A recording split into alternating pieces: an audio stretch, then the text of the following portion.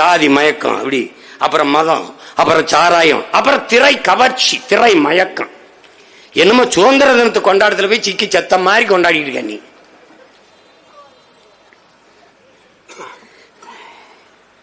நீ சாக வேண்டிய ஆள் தான். ஆனா இது பரிதாபமா இருக்கு. அதான் பிரச்சனை இருக்கு. என் மக்களை பிச்சைக்கார போய் மக்களை ஆக்கிட்டான். நானும் என்னென்னமோ தான் பண்ணி பாக்குறேன். இதை சின்ன தேவனும் காட்ட மாட்டான்ட்டு இந்த சட்டையில போட்டுட்டே திரேன். அப்படியாவது போய் சேர்ந்துராதா? இதை பின்னாடி போட்டு முன்னாடி போட்டு இந்த கொடியில எங்க நிம்மலன் ஒரு தம்பி அவன் அடிச்சு ஒரு ஊருக்கு எப்படியாவது வென்றணும்டா. ஏன் அவன் கனவுடா, அவன் கனவு. ஏதாவது பண்ணிருங்கடா பிள்ளைகளா. விட்டுட்டு போக முடியாதுல்ல. எனக்காக இறந்தவனை நான் மறந்து கடந்து போனால் நான் இறந்த பிணத்தை விட கேவலமானவன் என்றாயின். மான உணர்வு, இன உணர்வு உள்ள தன்மானமிக்க எந்த தமிழ் மகனும் இந்த இழி செயலை செய்ய மாட்டான்.